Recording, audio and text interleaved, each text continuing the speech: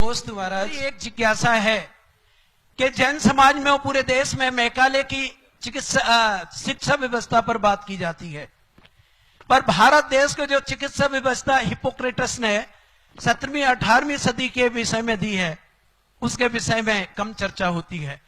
क्योंकि मेरे जीवन के 30 साल के चिकित्सीय जीवन में मैंने देखा है भारत का शरीर अंग्रेजी दवाइयों का गुलाम होता चला जा रहा है, और एक बार जो दवाई चालू होती है तो वो बंद नहीं होती है। और कुछ दवाइयां तो ऐसी हैं, जैसे अभी आपने सुना होगा कि डिक्लोफेनिक सोडियम बोवेरॉन इंजेक्शन पर अभी बैन लगा है। उसका 3 साल मैंने एक वीडियो निकाला था कि आखिर इस देश में इतने गुर्दे कैसे फेल होने लगे।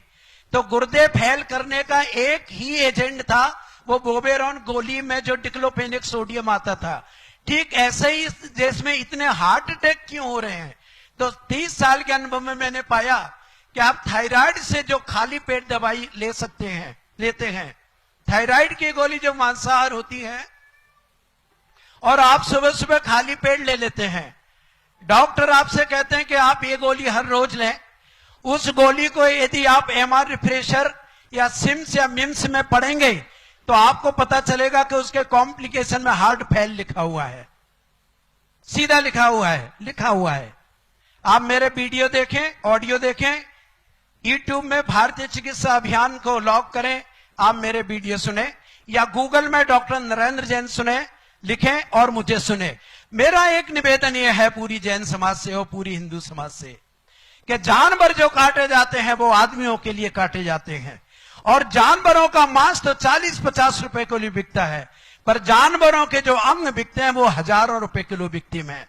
और अंग्रेजों का यह मानना है कि भारत के शरीर या आपके शरीर में जो जरूरत है वो जानवरों के शरीर से ले लें। एक चिकित्सा प्रणाली है हिप्पोक्रेटस की। विटामिन ए चाहिए तो मछली से ले लो, दूसरी चीज नहीं बताई कि कहां मिलेगा। विटामिन डी चाहिए तो हड्डियों के बीच में से निकाल लो, और कहां मिलेगा ये नहीं बताया। आयोडीन कहां मिलेगा? तो आयोडीन के नमक में यदि आयोडीन की मात्रा बढ़ती जाती है तो टीएचएस बढ़ता है। पूरे देश में थायराइड के मरीज क्यों बढ़े हैं महाराष्ट्री? आयोडीन नमक के कारण। मैं प्रूव कर सकता हूं सुप्रीम कोर्ट में। और ये आयोडीन की अधिकता के कॉम्प्लिकेशन में लिखा है।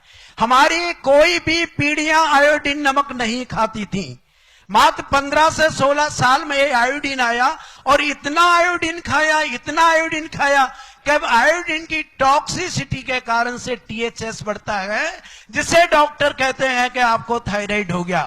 और अभी इंटरनेशनल आयोडीन थायरॉक्सिन की जो अमेरिकन मेडिकल एसोसिएशन ने जो रेशियो दे दिया, वो पहले थायरॉइड नॉर्म में, थायरो केयर में 5.5 था, अब 4.0 कर दिया अभी 2 महीने पहले।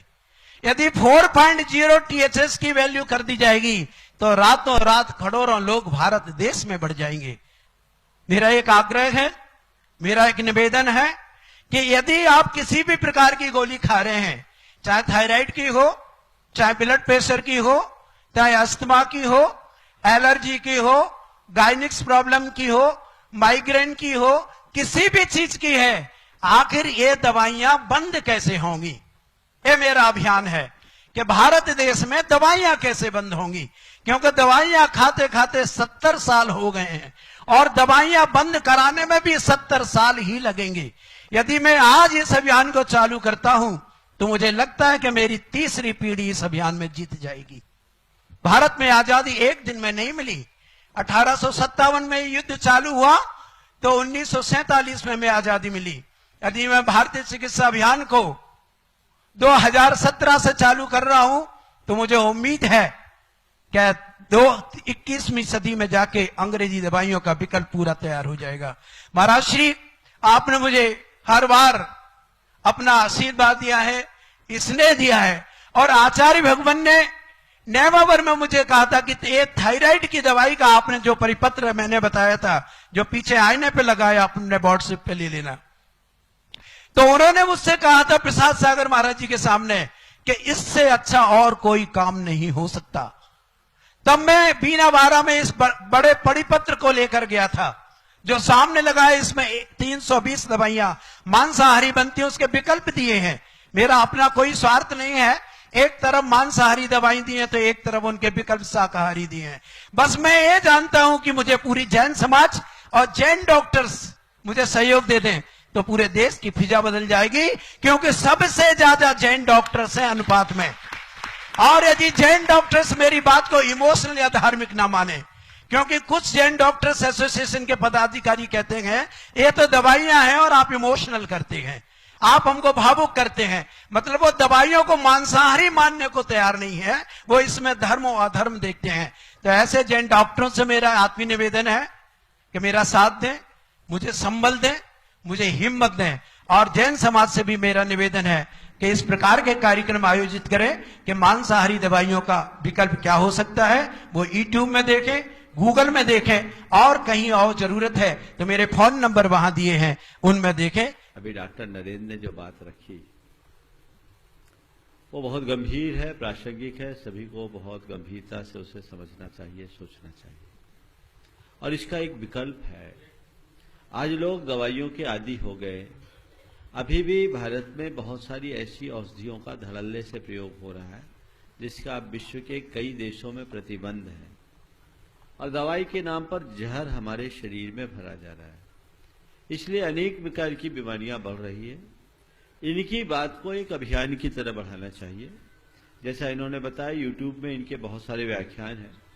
समय के अभाव में अभी हमने इनको पूरा टाइम नहीं दिया। मैं तो चाहूंगा आने वाले दिनों में एक पूरा सत्र इन्हें समर्पित किया जाए और लोग इसको बोले।